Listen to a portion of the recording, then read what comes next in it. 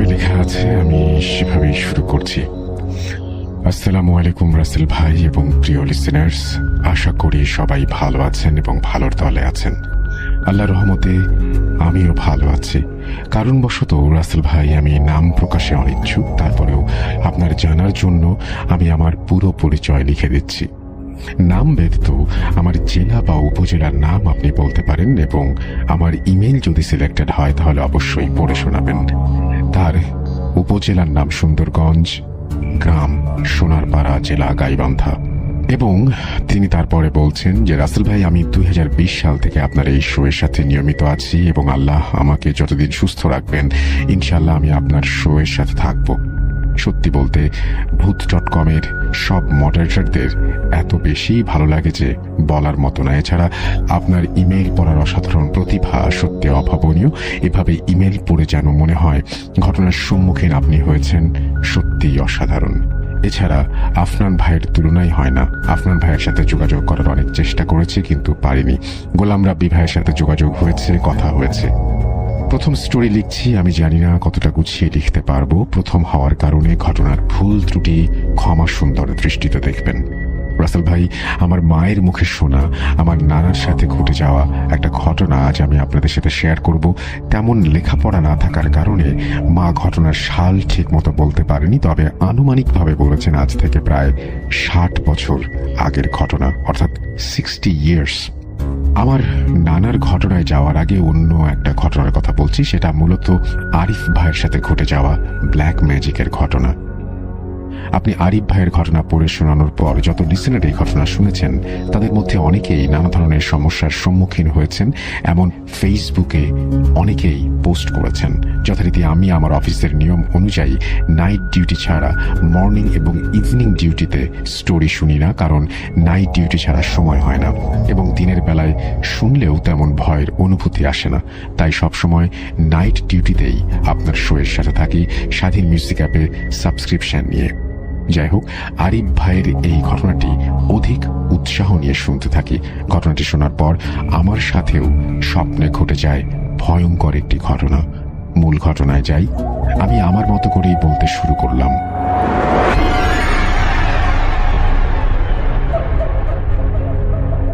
মেঘলা আকাশের নিচে দাঁড়িয়ে আছি সম্পূর্ণ অচেনা একটা জায়গায়, যে জায়গায় আগে কখনো যাইনি, চিনিও না জায়গাটি। দাঁড়িয়েছিলাম নদীর পাড়ে, ফোনে কথা বলছি কারোর সাথে। সেই সময় হঠাৎ উস্কো খুস্কো চুল, ছেঁড়া শার্ট আর ছেঁড়া লুঙ্গি পরা একজন লোকের আগমন আমার কাছে। এসে সে আমাকে বলতে শুরু করেন, ভাই, বাসায় আমার না খেয়ে থাকা ছোট সন্তান, আমার স্ত্রী, সে সাথে আমিও না খাওয়া বেশ কয়েকদিন থেকে। আপনি কি আমাকে কিছু খাবার সাহায্য করতে পারেন? তার কথা শুনে খারাপ লাগলো আমার, আর মনে মনে বললাম, আহারটি না খেতে পেয়ে বাচ্চাটি হয়তো অনেক কষ্ট পাচ্ছে। এরপর লোকটি বলল, আমার বাড়িতে চলেন, দেখে আসবেন কতটা কষ্টে আছি আমরা। তো আমি একটু চুপ করে রইলাম এবং সাথে সাথে রাজি হলাম। তিনি আমাকে তার সাথে নিয়ে সম্পূর্ণ অচেনা একটা জায়গায় গেলেন। রাস্তার দুই পাশে অনেক জঙ্গল এবং বাঁশের ঝাড়। 10 মিনিটের মতো হাঁটলাম। এরপর আসলাম বিশাল এক বাঁশ ঝাড়ের কাছে। দেখলাম একটা বাঁশের সাথে আরেকটা বাঁশ জোড়াজুড়ি ভাবে লাগানো। দেখে অবাকই হলাম, চারিদিকে শুধু বাঁশ আর বাঁশ। তিনি আমাকে বললেন, এই বাঁশ ঝাড়ের ভেতর দিয়েই আমাদের বাসা। ভয়ঙ্কর পরিবেশ হওয়ার কারণে মনে হালকা ভয়ও লাগছিল। হালকা সরু কণ্ঠে বললাম, কি বলেন, এই বাঁশ ঝাড়ের ভেতরে আপনার বাসা? তাহলে ভেতরে যান কিভাবে আর বের হন কিভাবে? উনি কোনো কথা না বলে আমাকে অবাক করে দিয়ে ওনার হাতে একটা বাঁশ রেখে হ্যাচকা টান দিলেন এবং এরপর দেখলাম বাঁশগুলো ধীরে ধীরে সরে গেল এবং দরজার মতো একটা জায়গা তৈরি হলো। এটা দেখে আমি বুঝতে পারলাম আমার সাথে যা ঘটছে তা মোটেও ভালো কিছু নয়। এরপর ওনার সাথে ভেতরে গেলাম। গিয়ে যা দেখলাম সত্যিই ভয়ঙ্কর। দেখলাম 40-50 বাঁশের ওপরের ডাল একসাথে করে বেঁধে চালের মতো করে ঘর বানিয়েছেন। এরপর উনি ওনার স্ত্রী সন্তানকে ডেকে আনলেন। আমি এরপর ওনাকে বললাম, দেখেন, আমার সাথে তেমন কিছু নেই যে আপনাদের সাহায্য করব। আমাকে আজকের দিনটা সময় দিন, কাল আমি আপনাদের জন্য খাবার নিয়ে আসব। এ কথা শুনে লোকটি ভয়ঙ্করভাবে হাসতে শুরু করলেন এবং বললেন, কাল কেন? আজকেই আমরা খাবো। এখন আমাদের সাথে যে খাবার আছে সেটাই আমরা মজা করে খাবো। শুনে ভয় কি জিনিস উপলব্ধি করতে পারলাম। মন থেকে বাঁচার ইচ্ছা নিমেষেই শেষ হয়ে গেল, গলা শুকিয়ে গেল ভয়ে। আপনি নিশ্চয়ই বুঝতে পারছেন কতটা ভয়ঙ্কর পরিস্থিতি সেই সময়। এরপর মনে মনে বললাম, আল্লাহর সাহায্যের নাম করে কোন বিপদে পড়লাম, আর আল্লাহর কাছে সাহায্য প্রার্থনা করলাম। এরপর দেখলাম ওই লোক সহ বাকি দুজন ভয়ঙ্কর পিশাচের রূপে নিজেদের সাজিয়ে নিলেন এবং আমাকে হুমকি দিতে লাগলেন যে কোনো লাভ হবে না, আমি যা করছি তাতে কোনো বাঁচার উপায় নেই। আমি আরো ভয় পেতে থাকি এবং ওখান থেকে বের হবার জন্য রাস্তা খুঁজতে থাকি। পুরো শরীর ঘেমে একাকার। মুহূর্তে গোসল করে আসলাম, এরকম একটা অবস্থা। এতটাই ঘাম ঝরতে থাকলো শরীর থেকে। এরপর ওই পিশাচি রেগে গিয়ে বলল, কিরে, এখান থেকে বের হতে চাস? দাঁড়া, তোকে বের হওয়ার ব্যবস্থা করে দিচ্ছি, দেখ বের হতে পারিস কিনা। তিনি সেই আগের মতো এক পাশ থেকে বাঁশ টেনে রাস্তা বের করে দিলেন। আমি দেরি না করে মুহূর্তে দৌড় দিয়ে বের হয়ে এলাম আর ভাবতে থাকলাম বাঁচতে হলে কোনোভাবেই দৌড় থামানো যাবে না। কিন্তু একই যতই দৌড়াচ্ছি রাস্তা যেন শেষ হচ্ছে না, মনে হচ্ছে ঘুরে ফিরে একই জায়গায় ফিরে আসছি বারবার। দৌড়াতে দৌড়াতে এক পর্যায়ে আমার ডান পাশে পুরনো পরিত্যক্ত বিল্ডিং দেখতে পেলাম আর সাথে একটা টিনের ঘর দেখলাম। বেশি দেরি না করে আমি সেই ঘরের মধ্যে সাহায্যের জন্য গেলাম। গিয়ে দেখি পুরো বাড়িটাই ফাঁকা, কেউ নেই। ভয় বেড়েই চলেছে। ভয়ের তো চোখে বিল্ডিং এ ঢুকলাম আর যেটা দেখলাম সেটা দেখার জন্য আমি মোটেও প্রস্তুত ছিলাম না। আমি দেখলাম ওই পিশাচ আর তার দুই বাকি সঙ্গী, তারা মিলে একটা অর্ধগলিত লাশের শরীর থেকে মাংস ছিঁড়ে খাচ্ছে। আমার অজ্ঞান হয়ে যাওয়ার কথা, কিন্তু না, আমি অজ্ঞান না হয়ে বুকে সাহস নিয়ে সেখান থেকে এক দৌড়ে বের হয়ে আসলাম এবং দৌড়াতে থাকলাম আর আল্লাহকে বলতে লাগলাম, আল্লাহ এখান থেকে রক্ষা করো। এরপর 20 মিনিটের মতো দৌড়ালাম। এরপর আল্লাহর অশেষ মেহেরবানিতে দূরে একটা গ্রাম দেখতে পেলাম। গ্রামে ঢুকতে না ঢুকতেই 100 ফুট দূর থেকে লক্ষ্য করলাম আমার এক অফিসের কলিগ বাইক নিয়ে আসছে। তিনি আমার এমন অবস্থা দেখে তড়িঘড়ি করে সেখান থেকে গলা ফাটানোর শব্দে আমাকে ডাকছে আর বলছে, ভাই, ও ভাই, আপনি ওইদিকে এভাবে দৌড়াচ্ছেন কেন? জানেন না ওইদিকে ভয়ঙ্কর পিশাচদের বসবাস? তবে কি আপনি ওদের পাল্লায় পড়েছেন? আমি তাৎক্ষণিকভাবে কাছে চলে আসলাম এবং কোনো কথা না বলে বাইকে উঠে বসলাম এবং তাকে ভয়ে ভয়ে বললাম, ভাই এখানে এক মুহূর্ত থাকা যাবে না, আপনি বাইক স্টার্ট করুন। উনি সাথে সাথে বাইক স্টার্ট করে বাড়িতে নিয়ে গেল। সেখানে গিয়ে কোনো কথা না বলেই সোজা নলকূপে চলে গেলাম এবং বালতি থাকা পানিতে নাক ডুবিয়ে সেই পানি খাওয়া শুরু করলাম। কি ভাবছেন স্বপ্নের ঘটনা শেষ? না প্রিয় লিসেনার্স, আগের ঘটনার চেয়েও ভয়ঙ্কর কিছু অপেক্ষা করছিল আমার জন্য। শুনতে থাকুন। এরপর কলিগের বাসায় নিজেকে কিছুটা সামলে নিয়ে আমার কলিগকে বললাম, ভাই আপনি কিছু মনে না করলে আপনার বাইকে করে আমাকে বাসায় রেখে আসবেন। এই কথা শুনে তিনিও না বলতে পারেননি। তাৎক্ষণিকভাবে বাইক নিয়ে বেরিয়ে আসলেন আমাকে সাহায্য করার জন্য, বাসায় পৌঁছে দেওয়ার জন্য। ওনার বাসা থেকে আমার বাসার দূরত্ব 20 কিলোমিটার। 4 কিলোমিটার রাস্তা আসার পর যে রাস্তা দিয়ে আমাদের এলাকায় ঢুকতে হয় সেখানে এসে চোখ উল্টে গেল।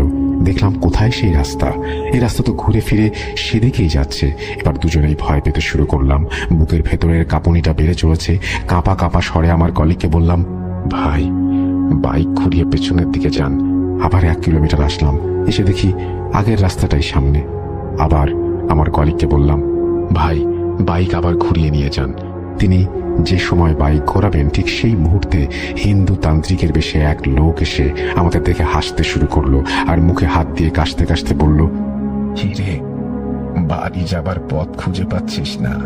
আমি তো এই কথা শুনে আটকে গেলাম এবং বলতে থাকলাম, ইনি কিভাবে জানেন আমরা বাড়ি খুঁজে পাচ্ছি না? এরপর আমি বললাম, জি আপনি কিভাবে জানলেন এটা, আর আপনিই বা কে? উনি এই কথা শুনে বললেন, আমি যেই হই না কেন, তোরা বাড়ি যেতে চাইলে সামনের ওই নতুন রাস্তা দিয়ে যেতে পারিস। আমরা এরপর ওনাকে ধন্যবাদ জানিয়ে আবার চলতে লাগলাম এবং সত্যি আমার বাড়ির প্রায় 17 কিলোমিটার পথ আসলাম। এরপর আমার কলিগ আমাকে বলল, ভাই আশা করি আর সমস্যা হবে না, আপনি বাকি রাস্তা একাই যেতে পারবেন। আমিও হ্যাঁ বলে ওনাকে ছেড়ে দিলাম। এরপর আমি হাঁটা শুরু করি বাড়ির দিকে, কিন্তু যতই রাস্তা হাঁটি শেষ হয় না রাস্তা।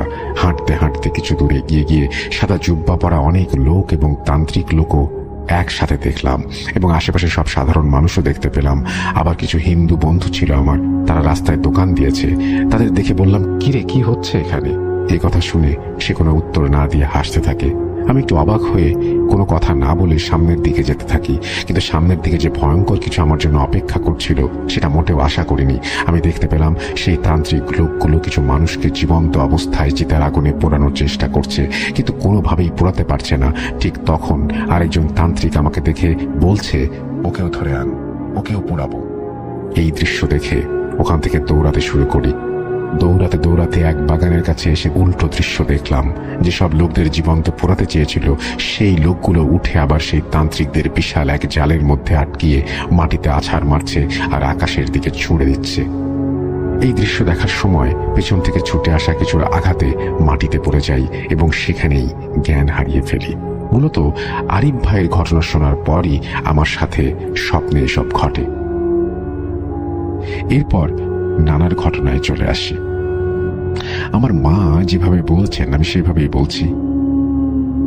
ফুটবল খেলা দেখতে পছন্দ করার জন্য খেলার নেশায় প্রায় বাড়ি থেকে বহু দূর চলে যেত। এছাড়াও বিভিন্ন জায়গা থেকে টাকা নিয়ে হায়ার করে নিয়ে যেত। ঘটনার দিন বেলা আমার নানা সহ তার দলের বাকি সদস্যরা মিলে চলে যান বাড়ি থেকে প্রায় 21 কিলোমিটার দূরে। জায়গার নাম সুন্দরগঞ্জ। সুন্দরগঞ্জ এখন আমাদের উপজেলা। তো সেদিন 2-0 গোলে জিতে যায় নানাদের দল।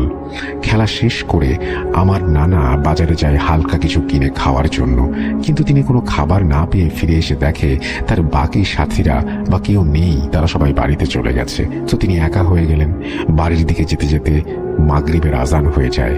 এরপর চারিদিকে অন্ধকার নেমে আসে। বলে রাখা ভালো, তিনি ছিলেন অদম্য সাহসী এবং কিছুটা দুষ্টু টাইপের। এছাড়াও তিনি অতি প্রাকৃত ঘটনা থেকে নিজেকে রক্ষার জন্য শরীর বন্ধ করা তাবিজ কবজ সবকিছুই জানতেন। এরপর হাঁটার এক পর্যায়ে তার প্রচুর ক্ষুধা লাগে, কিন্তু তেমন কোনো খাবার না পেয়ে 2 টাকা দিয়ে স্থানীয় বাজার থেকে কাঁচা খেজুর এবং বিড়ি কিনে সেগুলো খেতে খেতে বাড়িতে আসতে থাকেন। তখন রাত প্রায় 8টা হবে। আজ থেকে 60 বছর আগে রাত 8টা মানে বুঝতে পারছেন অনেক গভীর রাত। রাস্তায় দুই পাশে বিশাল বিশাল শিমুল গাছ আর বট গাছে ভরা। হাঁটার এক পর্যায়ে কিছু দূর আসার পর তিনি দেখেন হলুদ শাড়ি পরা এক নববধূ তার সামনে দিয়ে হেঁটে যাচ্ছে। নানা এটা দেখার পর একাকিত্ব দূর করার জন্য তার সাথে যাওয়ার জন্য ডাক দেন।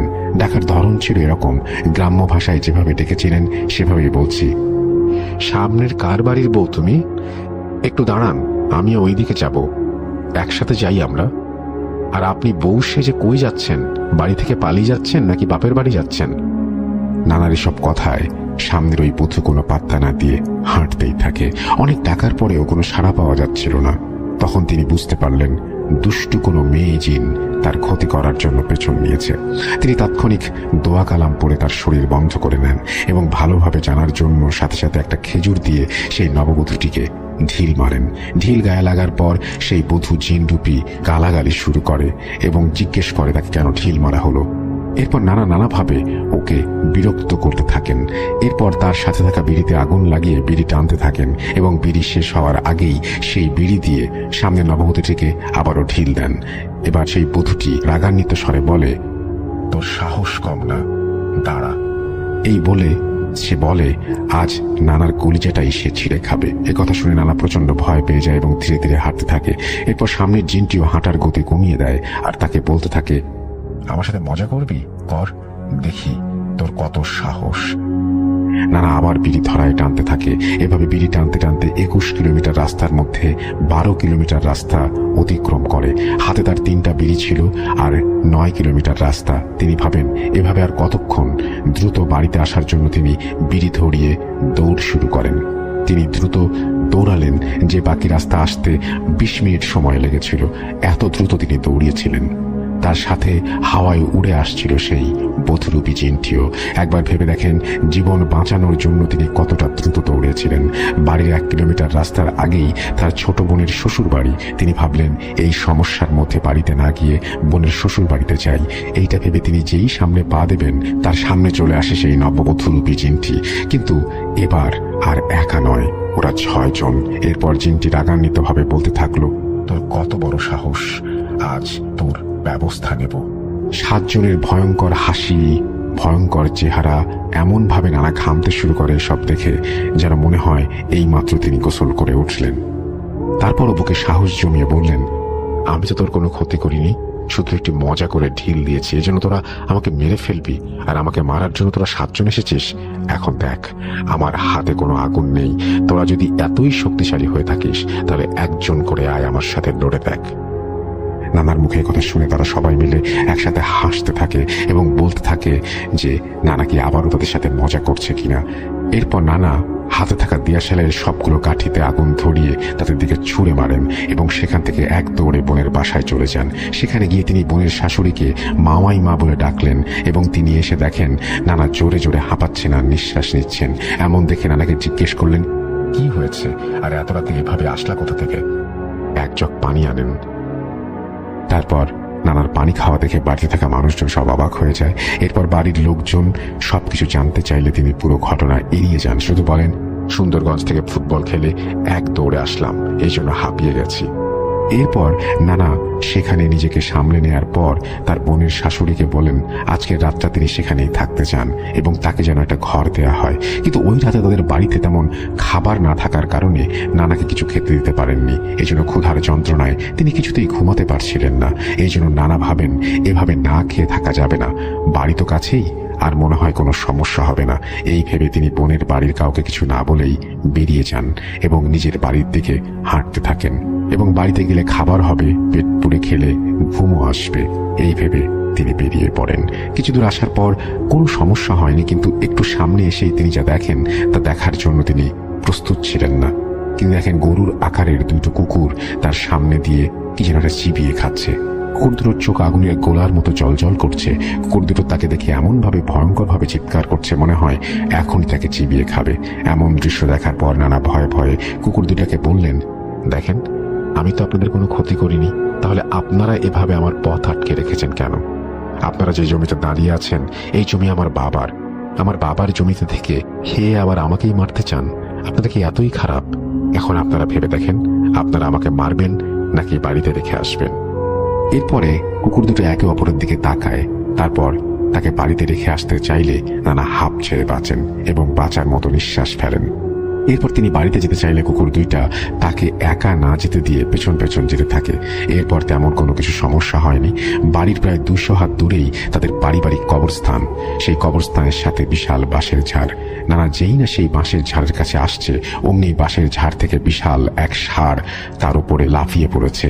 ষাঁড়ের মাথায় বড় 2টো শিং ছিল এবং নানার বুক বরাবর সেটা কুতা মেরেছে। সাথে সাথে তিনি পাশ কেটে সরে যান এবং ষাঁড়টি কুকুরগুলোর সামনে গিয়ে পড়ে। এরপর ষাঁড় সে কুকুর দুটোর মধ্যে ভয়াবহ লড়াই শুরু হয়। এই লড়াইয়ের ফাঁকে নানা 1 দৌড়ে বাড়িতে চলে যান এবং তার মাকে ডাক দিয়েই আঙিনায় অজ্ঞান হয়ে যান। তারপর তার বাবা মা এসে তাকে গিয়ে মাথায় পানি ঢেলে সুস্থ করে তোলেন। এরপর তার কাছে সমস্ত ঘটনা জানতে চাইলে তিনি সবকিছু খুলে বলেন। এরপর তিনি জ্বরের শরীর নিয়ে ঘুমিয়ে যান এবং পরবর্তী দিন দুপুরবেলা ওঠেন এবং তিনি সম্পূর্ণ সুস্থ। তখন সেদিন সুস্থ হওয়ার পর তার সাথে ফুটবল খেলতে যাওয়া বন্ধুরা আসে তার খোঁজ নিতে। আসার পর নানা বললেন যে কালকে খেলা শেষ করে তারা সবাই কোথায় গিয়েছিল এবং তারা নানাকে জিজ্ঞেস করে যে খেলা শেষ হওয়ার পরে সে কোথায় গিয়েছিল এবং একা বাড়িতে এসেছে কেন। এরপর নানা তাদের সবকিছু না বলে এড়িয়ে যান বিষয়টা। তার বন্ধুরা তাকে বলেন, চল নদীর পাড়ে যাই, ফুটবল খেলে নদীতে গোসল করে আসবো। তো যেমন কথা তেমন কাজ। এরপর তিনি নদীর পাড়ে ফুটবল খেলে গোসল করার সময় হিন্দুদের এক লোক পোড়াতে দেখেন। এই চিতায় মানুষ পোড়ানো দেখার পর সেদিনও তার সাথে আর এক ঘটনা ঘটে। ইনশাআল্লাহ রাসেল ভাই আমার এই স্টোরি যদি সিলেক্টেড হয় ভূত.com এর লিসেনারদের সাথে শেয়ার করবেন, তাহলে চিতায় পোড়ানো ঘটনাটিও পরবর্তীতে ইমেইল করে দেব। এই ঘটনাটি সম্পূর্ণ সত্য একটি ঘটনা। নানা মারা গেছেন 2019 সালের রমজান মাসে। সবার কাছে অনুরোধ, সবাই তার জন্য দোয়া করবেন। তো এই ছিল আজকের স্টোরি। কতটা গুছিয়ে লিখতে পেরেছি জানি না, তবে ভুল ত্রুটি যা কিছু আছে ক্ষমা সুন্দর দৃষ্টি দেখবেন। আল্লাহ হাফেজ। এই বলে তিনি তার ঘটনা শেষ করেছেন। ঘটনাটি খুবই অদ্ভুত এবং বিশ্বাস করতে একটু কষ্ট হয়, কিন্তু তিনি শেষে কনফার্ম করেছেন যে এই ঘটনাটি সত্যি ঘটনা। আমাদের আসলে অনেক কিছুই চারপাশে ঘটে যেগুলো মেনে নেওয়া বা বিশ্বাস করে ফেলা খুবই শক্ত। তারপরেও যখন দেখি যে আমাদের পরিচিত কারোর সাথে ঘটছে, পরিচিত কেউ সেই ঘটনা বর্ণনা করছে, তখন আমরা বিশ্বাস করতে বাধ্য হই। যাই হোক, আপনারাও আপনাদের ঘটনা পাঠান। আমাদের ইমেল অ্যাড্রেস russell.booth.com@gmail.com। আমরা আপনার ঘটনার অপেক্ষায় থাকলাম। আমরা চলে যাব আমাদের পরবর্তী ঘটনায়। আসসালামু আলাইকুম রাসেল ভাই, আশা করি ভালো আছেন। প্রথমেই সরি বলতে চাচ্ছি বাংলিশ লেখার জন্য, কারণ আমি বাংলা লিখতে পারি না। আমার নাম আহসান অর্ণব। আমি ঢাকা মিরপুর 60 ফিটে থাকি এবং আমি কোনো একটি প্রাইভেট ইউনিভার্সিটিতে অনার্স সেকেন্ড ইয়ারের স্টুডেন্ট। কথা না বাড়িয়ে আমি সরাসরি ঘটনায় চলে যাই। লেখাপড়ার পাশাপাশি আমি আরও একটি প্রফেশনে আছি। আমি একজন ওয়েডিং ফটোগ্রাফার এবং ইউটিউবে কন্টেন্ট ক্রিয়েটর। যেহেতু আমি ফটোগ্রাফি করি, সো বিভিন্ন ইভেন্টের জন্য আমি দেশের বিভিন্ন জায়গায় প্রায় যাই। দিনটা ছিল 2018 জানুয়ারি মাসের 2 তারিখ। আমার এক ফ্রেন্ড আমাকে রাতে 11টার দিকে কল দিয়ে বলল, একটা বিয়ের ইভেন্ট আছে, করবি নাকি? আমার কাজিনের বিয়ে। আমি তাকে জিজ্ঞেস করলাম, বিয়ে কোথায়? সে আমাকে জানালো বিয়েটা হবে মানিকগঞ্জ, এবং মানিকগঞ্জের হরিরামপুর উপজেলার রামকৃষ্ণপুর গ্রামে। বলে রাখা ভালো, আমার গ্রামের বাড়ি মানিকগঞ্জ এবং যে জায়গায় বিয়ের ইভেন্টটা হওয়ার কথা সেই জায়গাটা আমি চিনি। আমাদের বাসা থেকে সেখানে বাইকে যেতে 40-50 মিনিট লাগে। সো আমি ভাবলাম ইভেন্টটা যদি আমি করি, আমাদের গ্রামের বাড়ি থেকেও ঘুরে আসতে পারবো। এটা ভেবে আমি ইভেন্টটা করার জন্য রাজি হয়ে যাই। ইভেন্টটা ছিল তার 4 দিন পর। 7 তারিখে প্রোগ্রাম। আমি 6 তারিখ সন্ধ্যায় আমার এক টিমমেটকে সাথে নিয়ে আমি মানিকগঞ্জে চলে যাই এবং গ্রামের বাসায় থাকি। 3 দিন ইভেন্ট, হলুদ, বিয়ে এবং রিসেপশন। পরদিন সকালে হলুদের ইভেন্টটায় আমি মানিকগঞ্জ গিয়ে রাতে ক্যামেরা, লেন্স, ব্যাগ, লাইট ইত্যাদি ঠিক মতো গুছিয়ে রাত 11টার ভেতর ঘুমিয়ে পড়ি। পরদিন সকাল 11টায় আমি আর আমার টিমমেট বিয়ে বাড়ি চলে যাই। ছেলের বাড়ি ও মেয়ের বাড়ি একদিনে হলুদ হওয়ায় হলুদের ইভেন্ট শেষ হতে রাত প্রায় 2টার মতো বেজে যায়। ইভেন্ট শেষ হওয়ার পর ছেলের বাড়ির লোকজন আমাকে বলে, আজ অনেক লেট হয়ে গেছে, গ্রামের রাস্তা অনেক প্রবলেম, তোমরা আজকে এখানেই থেকে যাও। রাসেল ভাই, গ্রামটি ছিল পদ্মা নদীর খুব কাছে, তাই আমি ভাবলাম আমি এখানে থাকলে সকালে নদীতে গোসল করতে পারবো, আবার কষ্ট করে এত দূর আসতেও হবে না। সো ঠিক করলাম আজকে আমি এখানেই থাকবো। তারা আমাদের একটি রুম থাকতে দেয় এবং যার আশেপাশে কোনো রুম ছিল না। রুমটি ছিল খুব পরিপাটি, কিন্তু দেখতে মনে হচ্ছিল অনেক দিন এখানে কেউ থাকে না। যাই হোক, আমি ফ্রেশ হলাম। আমি স্মোক করতাম, তাই আমি একটা সিগারেট ধরিয়ে খাচ্ছিলাম আর রেস্ট করছিলাম। হঠাৎ আমার ফিল হয় আমার হাতে কেউ একটা বাড়ি দিল এবং আমার হাত থেকে সিগারেটটা মাটিতে পড়ে গেল। আমি সিগারেটটা উঠাতে গেলাম, তখনই আমার হাত থেকে সিগারেটটা আবারও মাটিতে পড়ে গেল। সারাদিন কাজ করার জন্য আমি খুব ফেড আপ এবং টায়ার্ড ছিলাম। এর ভেতর হাত পুড়ে জ্বলছিল, খুব বেশি বিরক্তিকর লাগছিল ব্যাপারটা। তাই আমি সিগারেটটা তাড়াতাড়ি শেষ করে শুয়ে পড়লাম, বাট ঘুম আসছিল না। হঠাৎ আমি ফিল করি আমার প্রচুর গরম এবং অস্থির লাগছে। আমি ভাবলাম সারাদিন জার্নি হয়েছে, তাই হয়তো এমন লাগছে। আমি ঘুমানোর ট্রাই করি, হঠাৎ ঘুমিয়েও পড়ি। কিন্তু আমি ঘুমের ভেতর একটা স্বপ্ন দেখি। আমি দেখি যে কেউ আমার ঘাড় 2টা জোরে ধরে রেখেছে 2 হাত দিয়ে আর বলছে, তুমি যেটা করছো ঠিক করনি। আমি স্বপ্নে তার ফেসটা দেখতে পাচ্ছিলাম না। যাই হোক, সকালবেলা আমি ঘুম থেকে ওঠার পর ঘাড়টা প্রচুর ব্যথা। ব্যাপারটা আমি নর্মালি নেই। তখনও রাতের স্বপ্নের কথা আমার কিছু মনে নেই।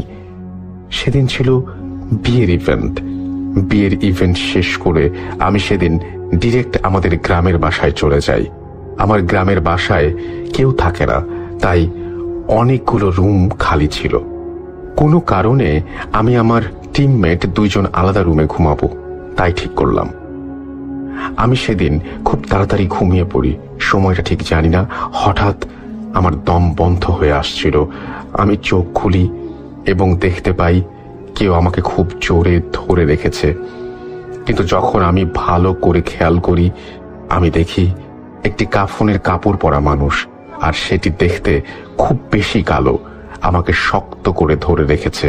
আমি প্রচুর ভয় পাই, হাত পা কাঁপছিল। কাফন পরা মানুষটি আমার দিকে বড় বড় চোখ করে তাকিয়েছিল আর তখনও শক্ত করে ধরে রেখেছিল।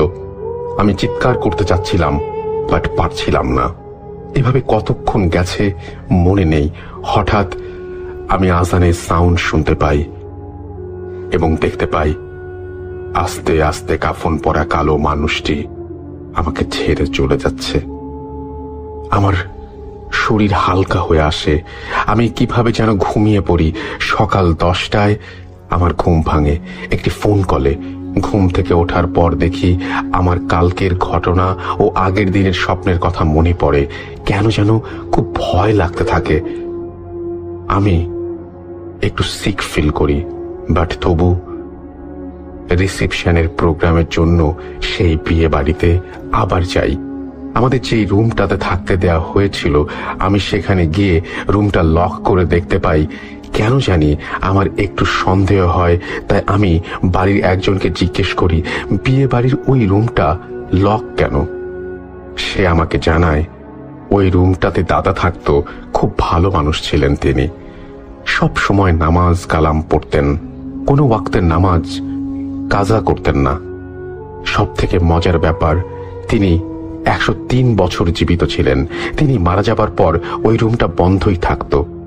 সেদিন আমাদের সেখানে থাকতে দিয়েছিল, কারণ বিয়ে বাড়ি অনেক গেস্ট ছিল, তাই থাকার জায়গা ছিল না।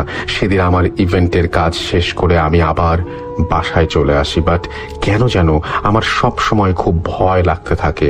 আমার মনে হয় আমার আশেপাশে কেউ আছে, আমাকে টাচ করতে চাচ্ছে।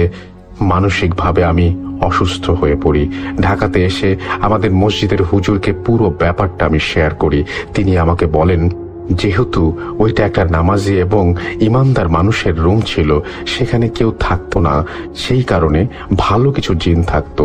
তুমি সেখানে স্মোক করেছো, যার কারণে রুমটা নাপাক হয়ে গেছে। এতে তাদের হয়তো অস্বস্তি লেগেছে বা তারা ডিস্টার্ব ফিল করেছে। এই জন্যই তারা আমাকে বিভিন্নভাবে ভয় দেখানোর চেষ্টা করেছে। হুজুর আমাকে পানি পড়া দেন এবং বলেন নামাজ পড়তে এবং স্মোকিং ছেড়ে দিতে। আমি তারপর থেকে রেগুলার নামাজ পড়ি, স্মোক করা বাদ দেই। আল্লাহর রহমতে কিছুদিন পর আমি ঠিক হয়ে যাই। আমার লাইফ নর্মাল হয় এবং আমি নর্মালভাবেই লাইফ লিড করি। এই ছিল আমার ঘটনা। ভালো লাগলে শোনাবেন। আমার ঘটনা যদি পড়া হয় আমাকে প্লিজ একটু জানাবেন। এরপরে তিনি তার ফোন নাম্বার শেয়ার করেছেন। ঘটনাটা কেমন লাগলো আমি সেটা জিজ্ঞেস করব না। আমরা যে ঘটনাগুলো পেয়েছি তার মধ্যে one of the best story এটা। এখন আমি যেটা বলবো আপনাকে সেটা হচ্ছে যে আপনার এই যে আজকে যে ঘটনাটা আমি পড়লাম, আপনি খালি একবার চিন্তা করে দেখুন যে এই ঘটনাতে কোনো একটা জায়গায় আপনি শুয়ে আছেন, গভীর রাত, হঠাৎ করে আপনি দেখলেন কাফন পরা কেউ একজন আপনাকে জড়িয়ে ধরছে। কেমন লাগবে আপনার? কেমন অনুভূতি হবে? এবং আপনি আপনার ঘাড় নাড়াতে পারছেন না, আপনি আপনার শরীর নাড়াতে পারছেন না। কেউ আঁকড়ে ধরে রেখেছে আপনাকে। একজন বৃদ্ধ, 103 বছর বয়স, কাফনের কাপড় পরা। চোখ বন্ধ করুন, জাস্ট ভাবুন। শুনছেন ভূত.com। আমরা চলে যাব আমাদের পরের ঘটনায়। আসসালামু আলাইকুম রাসেল ভাই, জানতে চাইবেন আপনি কেমন আছেন, কারণ জানি আপনি সবসময় ভালোর দলে। আমি ভূত এফএম এর একজন বড় ফ্যান। 2010 সাল থেকে আমি ভূত এফএম শুনে আসছি এবং এমন ভূত এফএম এর এপিসোড আছে যেগুলো আমার 2-3 বার করে শোনা হয়েছে। আর আমি প্রত্যেকদিন রাত্রেই ভূত এফএমের এই শুনে ঘুমাই আর কি। আমি সবসময় ভূত এফএম ছেড়ে দিয়ে, এবং এটা আমার একটা ঘুমের ওষুধ হিসেবে কাজ করে, যেটা না শুনলে আমার ঘুম হয় না। যাই হোক, আমি মোহাম্মদ শরীফুল ইসলাম, ডিএম, ইটালি থেকে বলতেছি। ইটালির অস্ট্রিয়াতে থাকি আমি। আমার বাড়ি হচ্ছে গোপালগঞ্জ থানাপাড়া। আমি যে ঘটনাটি আজকে শেয়ার করবো সেটা শুনেছি আমি। আমার সাথে একসাথে কাজ করি আমার এক বড় ভাই, তিনি একজন শেফ, তার নাম হচ্ছে মোহাম্মদ আফজাল হোসেন, কাশিয়ানি বাড়ি। তো একদিন কথায় কথায় ভূত এফএমের কথা বলার সময় তিনি তার জীবনের ঘটে যাওয়া একটি ঘটনা আমাকে বলেছিলেন। তো সেটাই আমি এখানে শেয়ার করতেছি। যাই হোক, কথা না বাড়িয়ে আমি আমার ঘটনায় চলে যাচ্ছি। আসলে আফজাল ভাই তখন তার বাবা মায়ের একমাত্র সন্তান। ছোটবেলায় তার বাবা মারা যায়, আর তার মার কাছেই তিনি মানুষ হন। আর তিনি এই ঘটনাটি আসলে 4 বছর বা 5 বছর 6 বছরের মাথায় ঘটনাটি ঘটেছিল, তিনি যেভাবে বলেছিলেন আমাকে। তো এটা আসলে মুকশেদপুরের একটি গ্রামে তার বাড়ি। মুকশেদপুর, সরি আমি কাশিয়ানি বলছিলাম, কিন্তু তার বাড়ি আসলে মুকশেদপুরে। তো তিনি যেভাবে বলেছিলেন আমাকে যে তার একটা সমস্যা ছিল। সমস্যা বলতে কি, তার গায়ে ছোটবেলা থেকেই তাকে অনেক তাবিজ দেওয়া থাকতো। তার মা তাকে দিয়ে রাখতো, কারণ একমাত্র ছেলে, তিনি দেখতে শুনতে নাকি অনেক সুন্দর ছিলেন। তো সেক্ষেত্রে তার উপরে অনেকের মাঝে মাঝে জ্বর টর বিভিন্ন রকমের অসুখ বিসুখে ভুগতেন, বিধায় তাকে তাবিজ দিয়ে রাখতো তার মা আর কি। তো একদিন দুপুরের ঘটনা, তখন 6 বছর কি 7 বছর বয়স, তিনি যেরকম বলেছিলেন আমাকে। তিনি একা একা দুপুরে আর কি বাজারে গিয়েছিলেন। তো বাজারের থেকে ফেরার পথে ফিরতেছিলেন আর কি। তার ফেরার রাস্তাটা ছিল জমির মাঝখানে, দুপাশে জমি এবং আল এবং অনেক বড় বিলের মতো আর কি, শুকনা বিল। বিল বলতে পানি ছাড়া, যেটাকে আমরা বলতে পারি আসলে শুকনো মৌসুমে শুকনা থাকে এবং বর্ষাকালে একটু পানি জমে আর কি, সেরকম একটা জায়গা। এবং মাঝখান দিয়ে যাতায়াত করা হইতো, এবং ওখানে বেশ কয়েকটা তাল গাছও ছিল, বেশ বড় আর কি, একটা ফাঁকা জায়গা। তো সেই রাস্তা দিয়ে বাজারে যেতে হয়, তিনি যেভাবে বলেছিলেন। তো তিনি বাজার থেকে ফিরতেছিলেন, এবং তখন ছোটবেলায় দুপুরের দিকে তিনি ফিরতেছিলেন। তো যখন ফিরতেছিলেন তখন আপনার একটা তাল গাছের নিচে পাশে একটা মানে আপনার ওই ডোবার মতো পুকুর আর কি।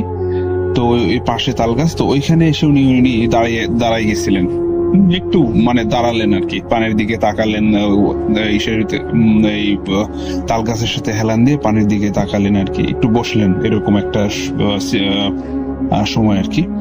তো হঠাৎ একটা মুরব্বী, একটা জুব্বা পরা মুরব্বী, মুখে দাড়ি, মাথায় টুপি, এরকম একজন মুরব্বী। তো তিনি তাকে দেখে জিজ্ঞাসা করলেন যে তোমার নাম কি? তো তিনি বললেন, আমি তার নামটা বললেন। তো তিনি বললেন, তুমি আমার সাথে যাবে, তোমাকে আমি মিষ্টি খাওয়াবো, বাজারে যাবে আমার সাথে? তো তিনি মিষ্টি খাওয়ার কথা শুনে, যদি একটু মিষ্টির পোক ছিলেন, বেশ পছন্দ করতেন, তো তিনি এই কথা শুনে সেই মুরব্বীর সাথে যাওয়ার জন্য রাজি হয়ে গেলেন। তো সেই মুরব্বী তাকে হাত ধরে নিয়ে গেলেন। তো তিনি যেভাবে বললেন যে তাকে যেখানে নিয়ে যাওয়া হয়েছে, যে বাজারটা তিনি গেছেন, আস্তে আস্তে আস্তে আস্তে মানে যে রাস্তা দিয়ে গেছে সেই রাস্তাটা তার কাছে একটু অপরিচিত। তিনি বলতেছেন যে কাকা, আপনি আমাকে কোথায় নিচ্ছেন? এটা তো বাজারের রাস্তা না। তিনি তখন কাকা ওই সে মুরব্বী বলতেছে, বাজারের রাস্তা না, ঠিক আছে, তবে চলো আমার সাথে, আমি তোমাকে বাজারে নিয়ে এবং খুব ভালো সুস্বাদু মিষ্টি খাওয়াবো, তুমি কোনো চিন্তা করো না, আমি তোমাকে আবার সময় মতো দিয়ে যাব। তো তিনি আর কথা না বলে তিনি তার হাত ধরে চলতে থাকলেন। তো চলতে থাকার পরে তিনি যে বাজারে তাকে নিয়ে গেলেন, যে বাজারের বর্ণনা আমাকে দিলেন, সে বাজারটা হচ্ছে এমন যে অনেক ধরনের মানুষ অচেনা মানুষ, আর দোকানগুলো বেশ আনকমন। তো মানুষ বড় বড় পোশাক পরা, হ্যাঁ, এবং বেশ দাড়ি, এবং প্রায় তিনি পুরাপুরি একটা অন্য বাজারে চলে আসছেন তিনি বলতেছিলেন আমাকে তখন। তো এখানে তাকে তখন নিয়ে গেলেন একটা মিষ্টির দোকানে, এবং মিষ্টির দোকানে বসে তাকে মিষ্টি খাওয়ালেন। তো তিনি বললেন কি মিষ্টিটার স্বাদটা এমন যে তিনি কখনো সেরকম মিষ্টি খাননি, এবং খুব ভালো লাগলো, এবং তাকে বললেন যে তোমার যত মনে চায় তুমি খাও। তো তিনি খেলেন মিষ্টি, এবং তিনি এখনো বলেন যে সেই মিষ্টির স্বাদ নাকি তিনি এখনো অনুভব করেন। তো খাওয়াইলেন, এবং মুরব্বী তাকে নিয়ে ঘুরলেন, বাজারটা দেখালেন, এবং তিনি পুরাপুরি সেই বাজারটা একেবারে অপরিচিত বাজার, যে বাজারে তিনি কখনোই আসেননি। তো তিনি তখন বললেন, কাকা এটা তো আমাদের বাজার না। তো তিনি বললেন যে না, এটা তোমাদের বাজার না, এটা আমাদের বাজার। তো এটা আমাদের বাজার, এখানে আমরা আসি, এখানে আমরা ঘুরি, এই এখানে আমরা খাই। তো তিনি দেখলেন যে যারা যারা এখানে ছিল তাদের অনেকের ফেস তিনি তেমন দেখতে পাচ্ছিলেন না, বড় বড় জুব্বা এবং মুখটা এরকম ঢাকা। তবে কিছু কিছু মানুষের কিছু কিছু ফেস তিনি দেখলেন প্রায় অবয়বটা মানুষের মতো দেখলেন, হয়তোবা তার চোখকে সেভাবেই করে রাখা হয়েছে বিধায় তিনি সেরকম দেখছেন, এটা আমার মনে হয় আর কি।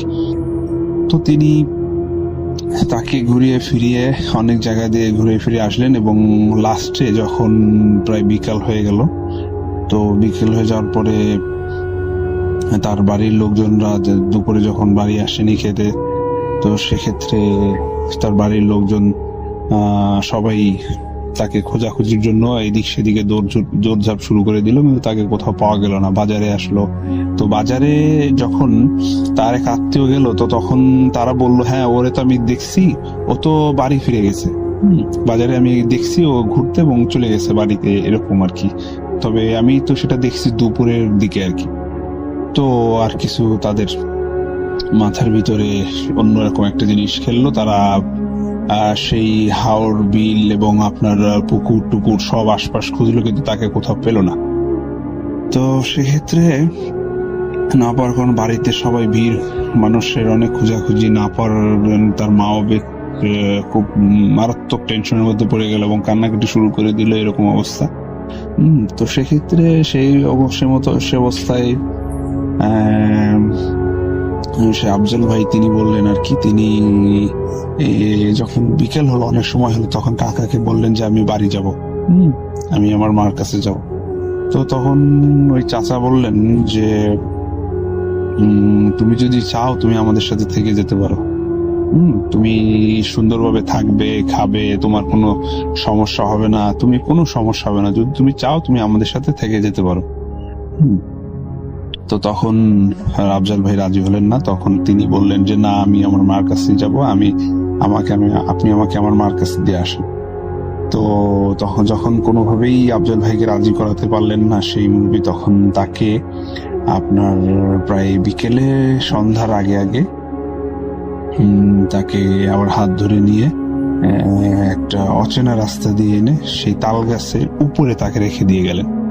তো যখন তাল গাছের উপরে রাখলেন সে টের পেল, তাকে বললেন কি যে তুমি এখানে বসে থাকো। আফজাল ভাইকে তাকে বললেন যে তুমি এখানে বসে থাকো, সমস্যা নেই, তোমার আত্মীয় স্বজনরা আসতেছে, তারা তোমাকে নিয়ে যাবে, তুমি কোনো চিন্তা করবে না, প্লিজ। তো তখন ও যেখানে বসলো সেটা সে সময়টা তার কাছে তাল গাছ মনে হয়নি। যখন মুরব্বী চলে গেল তখন হয়তোবা তার সেন্স ফিরলো, বা সে দেখলো সে একটা তাল গাছের উপরে বসা, এবং সে ওইখান থেকে কান্নাকাটি চিল্লাচিল্লি শুরু করে দিয়েছে। তো নিচের থেকে এক লোক যখন যাচ্ছিলেন, তখন ওই আওয়াজ শুনে তিনি দেখেন যে উপরে একটা বাচ্চা বসে আছে। তো মানুষ আশেপাশে লোকজনকে ডাক দিয়ে তাল গাছের উপর থেকে তাকে নামিয়ে তারপরে তাকে বাসায় নিয়ে যাওয়া হলো। বাসায় নিয়ে যাওয়ার পরে তার মা তো তাকে দেখে খুব একটা বিশাল দুশ্চিন্তা মুক্ত হলো, তাকে পানি খাওয়ানো হলো, গরম পানি, এই সেই হ্যান ত্যান অনেক কিছু করা হলো। পরের দিন সকালে তাকে ফকিরের কাছে নিয়ে যাওয়া হলো। তো ফকির যেটা বলল যে তাকে একটা ভালো জিন হ্যাঁ, তাকে একটা ভালো জিন নিয়ে গিয়েছিল এবং তাকে রেখে দিতে চাইছিল। যদি সে বলতো হ্যাঁ আমি থাকবো, তাহলে হয়তো আপনারা আর তাকে পেতেন না।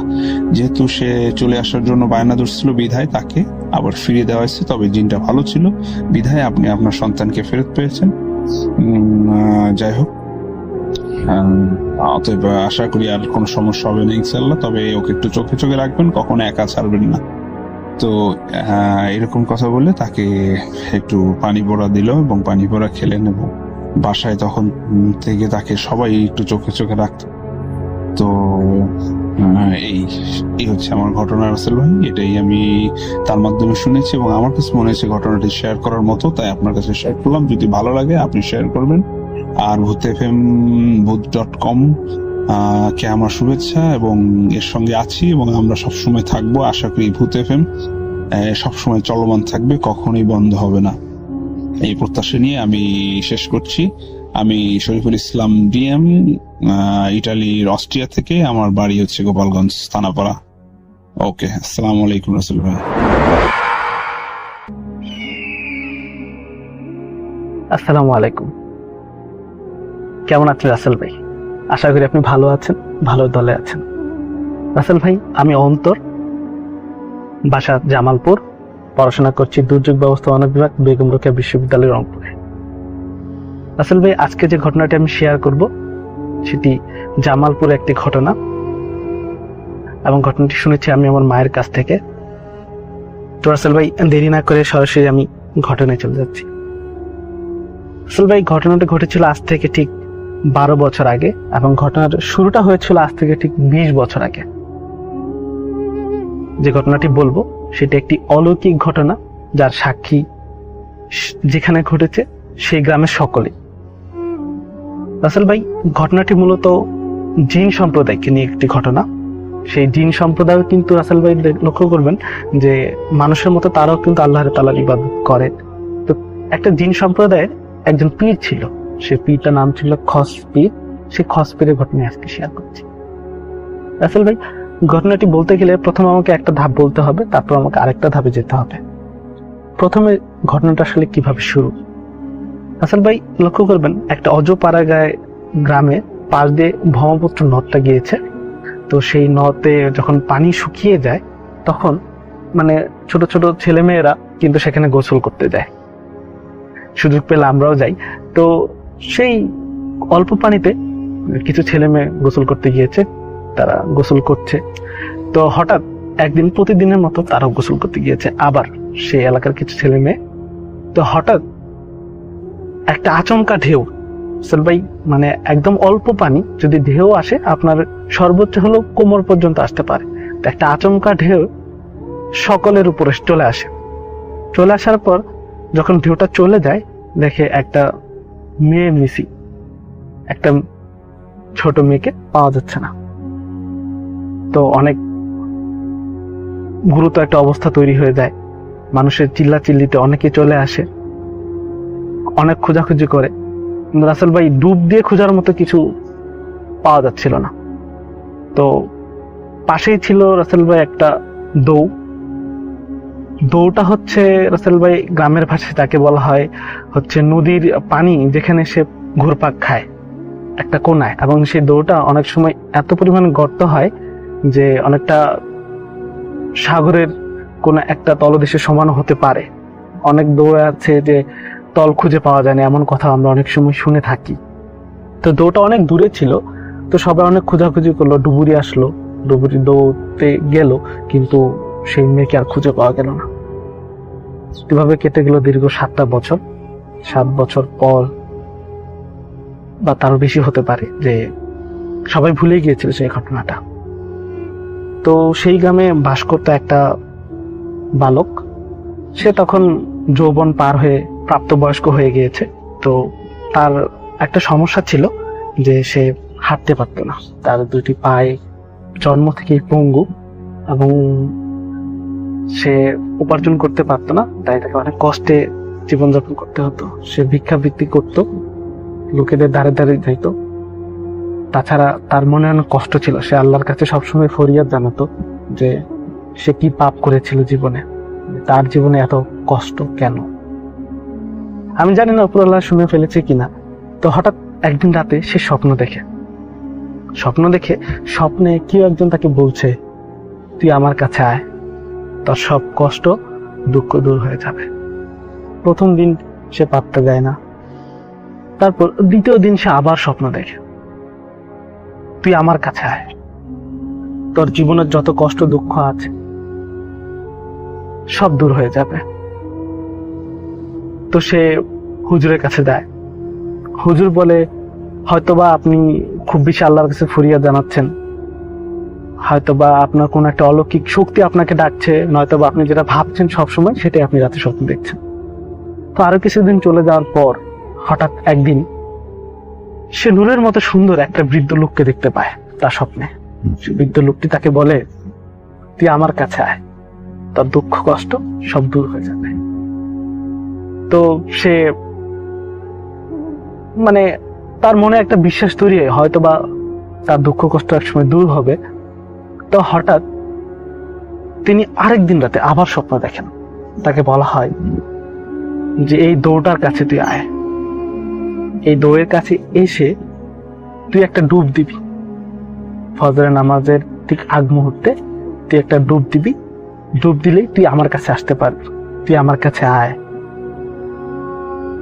তো তার মনে ভয়ও কাজ করে, সেই ঢৌটা খুব খারাপ ছিল, সেখানে কেউ পড়ে গেলে মানে তার বাঁচার সম্ভাবনা খুবই ক্ষীণ। তো আসলে জীবনের প্রতি তার একটা বিতৃষ্ণা চলে আসছিল সেই বালকটার।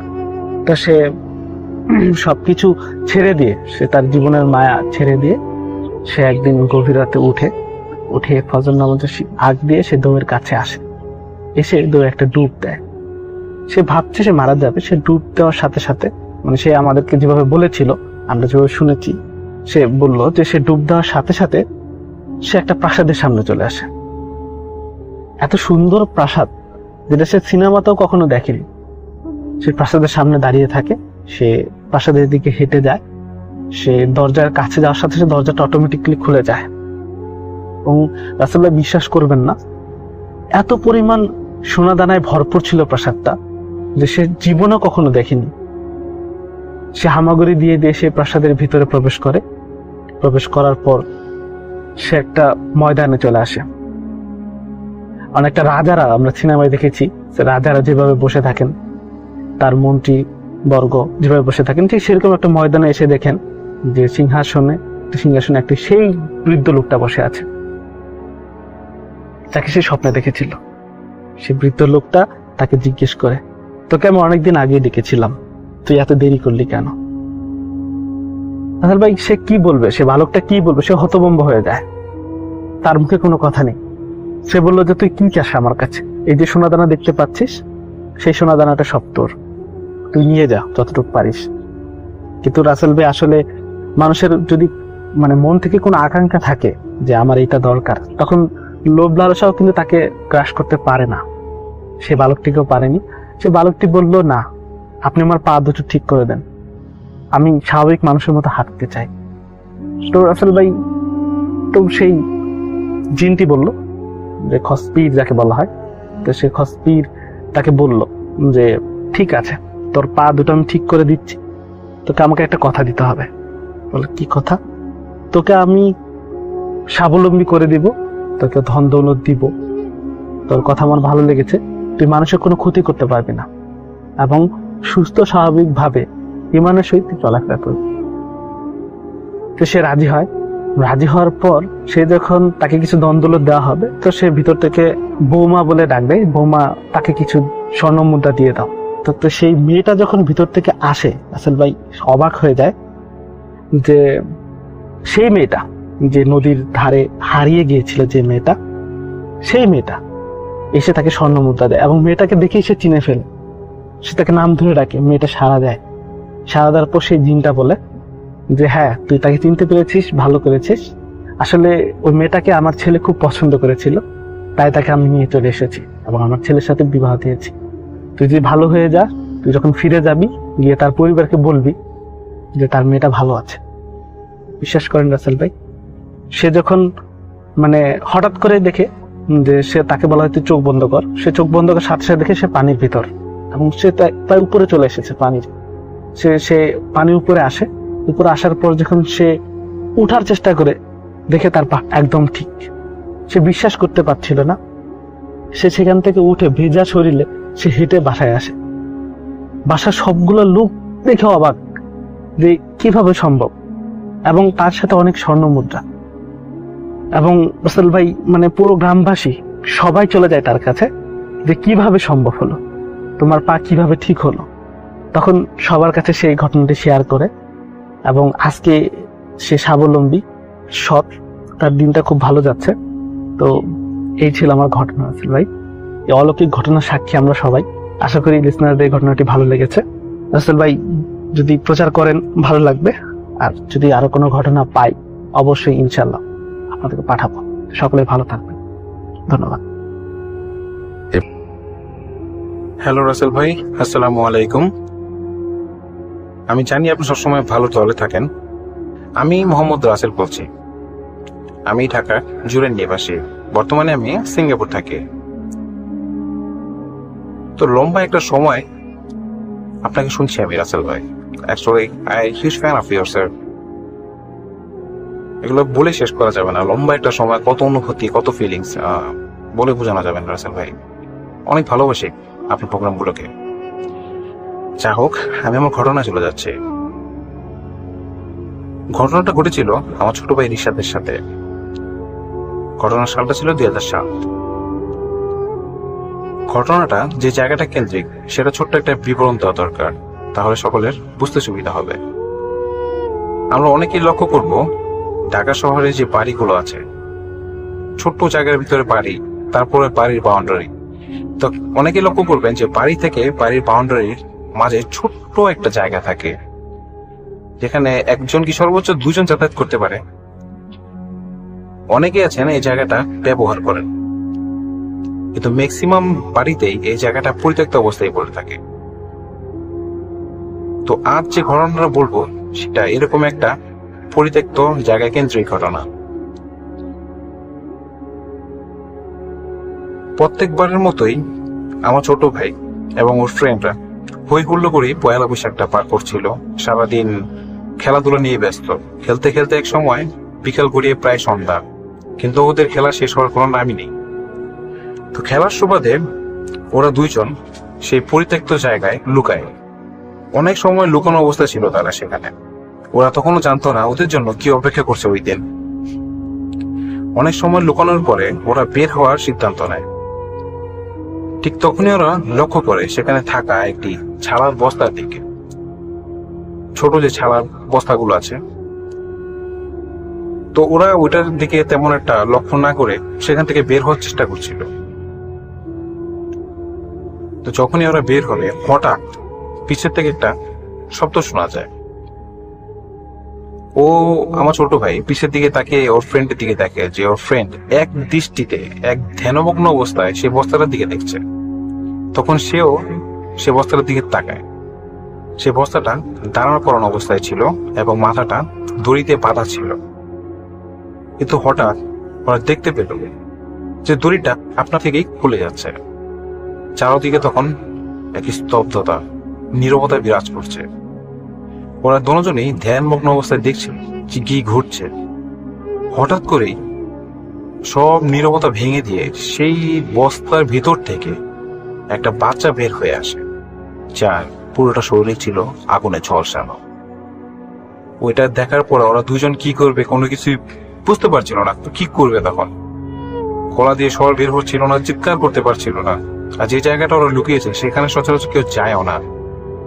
ওরা তখন পাগল প্রায়, কি করবে, ওখান থেকে ছুটবে, পালাবে, দৌড়াবে, কি করবে বুঝতে পারছে না। কিন্তু অনবরত সেই বাচ্চাটা কিন্তু হেসেই যাচ্ছে, হাসছে হাসছে, হাসি থামছে না বাচ্চাটার। তো ওরা ওখান থেকে দৌড়ে কোনো একটা ভাবে সেখান থেকে বের হয়ে যায়। কিন্তু বের হওয়ার পরও ওরা পিছন থেকে কিন্তু বাচ্চাটা হাসি শব্দ শুনতেই থাকে। ওরা এক দৌড়ে বাড়িতে চলে যায়, কিন্তু কাউকে কিছুই বলে না এই ঘটনাটা সম্বন্ধে। 1 সপ্তাহ পর্যন্ত ওরা অসুস্থ থাকে, 2 জনই অনেক অসুস্থ থাকে। তো 1 সপ্তাহ পরে যখন সুস্থ হয়ে যায় তখন ওরা এই বিষয়টা সকলের কাছে জানতে চায়। তখন ওরা জানতে পারে যে ওরা শুধু একলা দেখেনি জিনিসটা, অনেকেই দেখেছে এই ঝলসানো ছোট বাচ্চাটাকে। আর অনেকে বলেছে যে এই জায়গাটা অনেক খারাপ একটা জায়গা, সচরাচর ওখানে কেউ যায় না, তোমরা কেন গিয়েছিলে? তো যাই হোক, ওরা মনে করেছিল যে ঘটনা যা ঘটা সেটা ঘটে গেছে, নতুন করে আর কোনো কিছুই করবে না। কিন্তু না, ওইটা তাদের ভুল ছিল। ঘটনা এখনো কিছু বাকি ছিল ঘটার। তো দেখতে দেখতে লম্বা একটা সময় পার হয়ে যায়, ওর এসসি এক্সামের সময় চলে আসে। তো এসসি এক্সামের সময় যখন ওরা সবসময় পড়াশোনা নিয়ে ব্যস্ত থাকতো, সেই সুবাদে আমার ছোট ভাই রিশাদ এবং ওর একটা ক্লোজ ফ্রেন্ড ছিল ইমরান, ও আমাদের বাড়িতেই থাকতো তখন, এবং এর সাথে দুইজন পড়াশোনা করতো অনেক রাত পর্যন্ত। ম্যাক্সিমাম দিনই ওরা প্রায় রাতে 2টা-3টা পর্যন্ত পড়াশোনা করতো, তারপরে শুয়ে পড়তো। তখন যেদিন ঘটনাটা ঘটে, ওই দিন বাড়িতে শুধু ছিল মা, ও, ওর ফ্রেন্ড আর আমাদের পোষা বিড়াল। প্রতিদিনকার মতো ওই দিনও তারা পড়াশোনা করছিল। রাত তখন আনুমানিক 2:30 কি 3টা বাজে যখন ঘটনা ঘটে। হঠাৎ বাড়ির বাহিরে বাতাস বইতে শুরু করে। ওরা চিন্তা করে যে অনেক পর্যন্ত পড়াশোনা করলাম, মাইন্ড ফ্রেশ করি, চল বারান্দায় যাই, একটু দাঁড়াই। তো যেই কথা সেই কাজ, ওরা দুজনই বারান্দায় গেল। যাওয়ার পরে হঠাৎ ওরা খেয়াল করলো, আমাদের আরেকটা বিষয় বলে রাখা দরকার, ওর যে রুমটা ছিল সেটা বারান্দা সংযুক্ত ছিল, এবং সে তার বারান্দাটার থেকে পাশের বাড়ির যে ছাদটা ছিল সেটা ছিল মাত্র 7 থেকে 8 ইঞ্চি, মানে হাতেই ধরা যায় বাড়ির ছাদ। তো ওরা দুজন যখন বারান্দায় দাঁড়ালো, তখন দেখলো যে আমাদের যে বিড়ালটা আছে ওটা ছুটতে ছুটতে সেই ছাদ হয়ে আমাদের ব্যালকনিতে এসে পড়লো। রিশাদ তখন বিড়ালটাকে কোলে নিল এবং দেখলো বিড়ালটা অনেক ভীত এবং সবকিছুতে কেমন যেন ভয় পাচ্ছে। ও আর কোনো কিছু চিন্তা না করে ও ওর ফ্রেন্ড আর ও বিড়ালটাকে কোলে করে নিয়ে রুমে চলে আসলো। হঠাৎ পিছন থেকে একটা আওয়াজ শোনা গেল, খসখস খসখস, সেরকম একটা আওয়াজ হচ্ছে, অনেক লাউড। তো ও আবার কি মনে করে বারান্দায় শব্দ কোত্থেকে আসে সেটা দেখার জন্য আবার বারান্দায় চলে গেল। তখনই আমার কোলে থাকা যে বিড়ালটা আছে ভয়ঙ্কর একটা আওয়াজ করলো। ভয় পেয়ে ওর কোল থেকে ফাল দিয়ে এক লাফে ঘরে চলে গেল, জানি না কি কারণে। তো পিছনে তাকিয়ে দেখে ওর ফ্রেন্ডটাও দরজার সামনে দাঁড়িয়ে আছে। তো ওরা ভালো করে লক্ষ্য করে দেখলো ছাদের উপরে, সেই অন্ধকার ছাদের উপরে সেই জলছানো বাচ্চাটা এক জায়গায় স্থির দাঁড়িয়ে আছে। ওরা প্রথমে ঠিক লক্ষ্য করতে পারলো না, তারপর দেখলো হঠাৎ করে ছেলেটা লাটিমের মতো ঘোরা শুরু করলো। লাটিমের মতো ঘুরছে, তখন এক জায়গায় স্থির থেকে নয়, লাটিমের মতো ঘুরছে, কিন্তু সার্কেল করে ঘুরছে, সামনে পিছিয়ে চারদিকে রাউন্ড করে, মানে সার্কেলের মতো ঘুরছে, লাটিমের মতো ঘুরে অবস্থায় সার্কেলের মতো ঘুরছে। এটা দেখার পরে পিছন থেকে আরেক আওয়াজ। রিশাদ ঘুরে তাকিয়ে দেখলো যে পিছনে কি হচ্ছে। সে দেখলো যে ইমরান দৌড় দেওয়ার সময় হয়তো বা গেটের সাথে ধাক্কা খেয়ে পড়ে গেছে। সে আবার সামনের দিকে তাকিয়ে দেখলো যে ছাদটা পুরো খালি, কিছুই নেই। সে তখন এক চিৎকার দিয়ে সোজা মার রুমে চলে গেল। ঘটনাগুলো সবকিছু মাকে বললো, আগে যা ঘটেছিল, আজকের ঘটনা, এর মাঝখানে অনেক ছোটখাটো ঘটনা ঘটেছিল, এগুলো সব বলবো। মা অবশ্য জানতো এবারের সম্বন্ধে, আমাদের এখানে অনেকেই জানে এবারের সম্বন্ধে। তারপর মা কিছু আর বললো না, সে রাতে অনেক দোয়াদুর পড়ার পর তাদের ফটো দিয়ে একসাথে ঘুমিয়ে পড়লো। পরের দিন সকালে মা এলাকার যে আমাদের এখানে একটা বুজুর্গ ব্যক্তি ছিল তার সাথে এই ব্যাপারটা নিয়ে আলোচনা করে। তো তাকে অনেক জিজ্ঞাসা করার পরেও না, সে কিছুই বলতে চাচ্ছিল না যে কি, কেন, আসলে কোত্থেকে আসছে, এটা কিছুই বলতে চায়নি। শুধু একটু কি বলেছে, যত তাড়াতাড়ি পারো এলাকাটা চেঞ্জ কর, যত তাড়াতাড়ি পারো এলাকাটা চেঞ্জ কর, এই তার শেষ কথা। মা অনেক চেষ্টা করেছে যে ঘটনাটা জানতে, কি সমস্যা, কি কারণে এটা দেখতে পাচ্ছে বা কি কারণে এরকম দেখা যাচ্ছে, সে কিছুই বলেনি। তো মাও আর তাকে জোর করেনি জানার জন্য। তো এর কিছুদিন পরে আমরা এলাকাটা চেঞ্জ করি। তো এই ছিল আমার ঘটনা রাসেল ভাই।